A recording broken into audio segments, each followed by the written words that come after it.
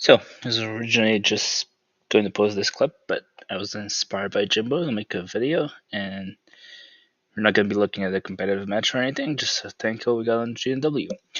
But I think it still serves as a pretty good example of using two of the most important tools a tanker has, which would be the map and the ping. We'll focus on the map first. I have mine open here, and I often get frustrated when I see tankers constantly asking for marks and updates on tanks, and then instantly complain when they die, even though they're ignoring all the other bits of the information the game gives you. And while good marks are important and make the job easier, there's a lot of information we can deduct from which we can deduct where the enemy tanks are on the map, be it sound of shots, vehicles getting destroyed, LPs lighting up, and so on and so on. Uh, this is the match we were playing. The map is open, and I'll start by saying that the only piece of information given to us from outside the tank is that there is an enemy tank leaving their middle HQ. This was called out by Recon in command chat, and it's pretty late game here. Map's Hurtgen, we're Axis, allies are up 4-1 at this point, and we're playing in this area between both points between Hurtgen approach and Jacob's Barn.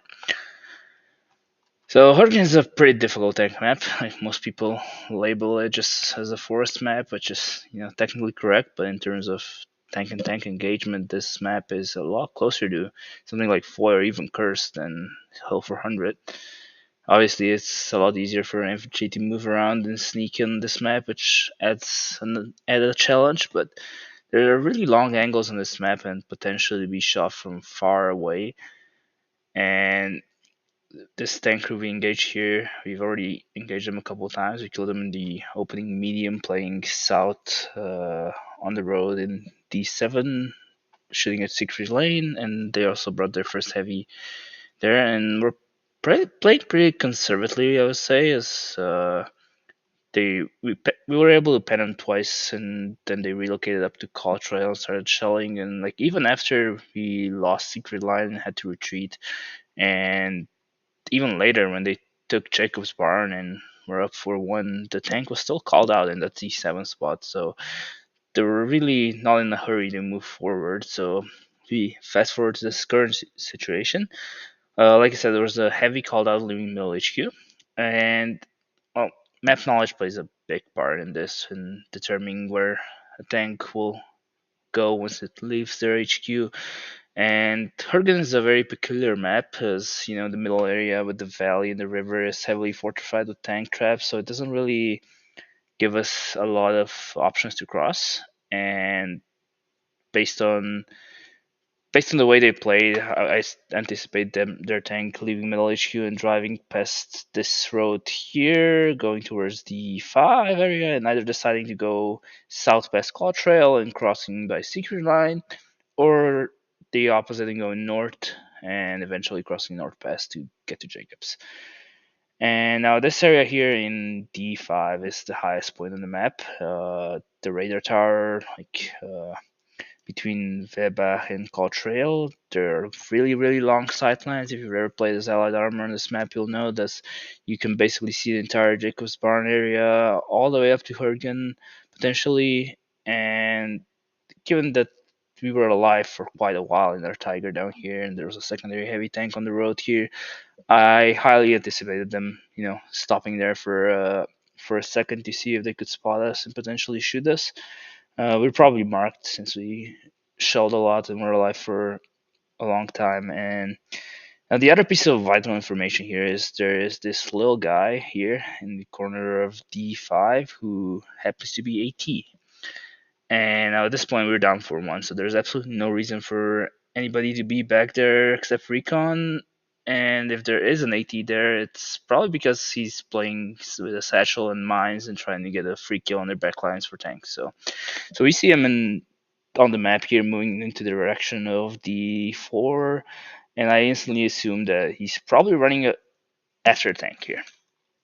So at this point, we're gonna focus on the second part of the equation. Uh, I'm gonna explain, and that's pinging. Ping is a very valuable tool. Now everybody in the game uses it to show other teammates the direction, where they're looking at to show where the enemies are. But there's a second element to it, and that the ping also displays distance below it. So uh, if you ever played PHL, you know there's a lot lot lot of things in this game that do not render, so and will block your shots. Even though if you can see an enemy tank, for example, you might not see the thing it's hiding behind. So hedges and a lot of different stuff, walls. So it's very important to get used to pinging things and looking on the map to determine whether your shot will reach the desired location or not.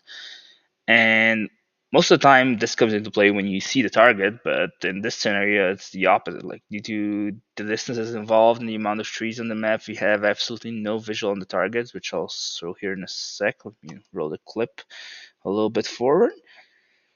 So, as you see through my gun sight, there is absolutely no indication about enemy tanks. I opened my map and I put an observe on the actual map to the approximate location I was expecting that tank to be, and I see that here distance display is 955 meters. So in a sec, you'll see I also pinged that location, and voila, the pings basically match, right? 946 versus 955, and this gives me a first piece of vital information is that if there is a tank up there, I can potentially shoot it. There is nothing in the way, even though the trees block the view and are kind of in the way here. You'll notice the ping goes directly to the tree, which means that, and that's the case with most trees on this map, that the higher up you go in the tree, they stop having collisions, so you can shoot through them. And so the first step of the process is just put an observe on the map in the general area that we think the tank might show up. That gives you a distance and allows you to reference that with the ping. So you can actually see if your shells would reach target. So now my NVIDIA app doesn't record my mic for some reason, unfortunately, so you can't hear me talking. But if we look at the map in a second over here, we'll see that that 80 player stops in a certain location right here, and I pinged it. This is the general spot that I think the tank is, and as I open my map here again, you'll see that the 80 player is now running away from that spot. So my only logical assumption here was that the tank stopped there. The guy was able to get to it, satchel it, and is now running away. So my instant thought is the tank is exactly on that spot. So you see me ping it again here. The same spot with the defend. I see the distance is 970, and I ping, and you'll see that the distances match, right? It's a 969. It's almost the same. Like, it's not gonna be spot on because depending on where you ping the tank, you might hit the front plate or the turret, and that'd be a meter forward or backwards.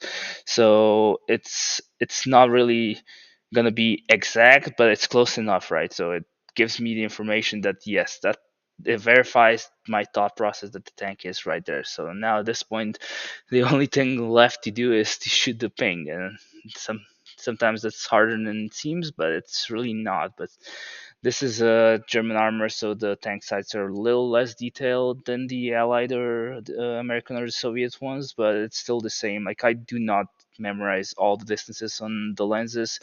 I do have for the German armor, like the tip of the spear below the triangle is around 800 meters, and I have that like reference range in my mind for all the tanks because it's the same on all of them. 800 is pretty easy to determine if you look at the lens, and basically everything else is just years of gunning and being able to sort of eyeball it. So at this point, the only thing left to do is to shoot the ping and listen to the sweet man sound this game gives you.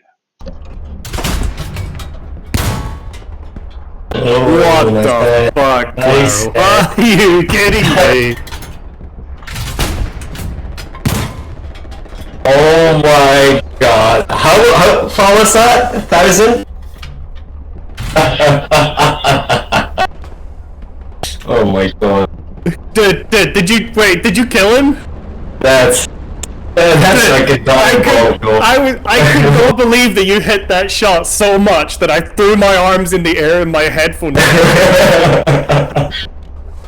You fucking bastard! You absolute bastard! Oh my god.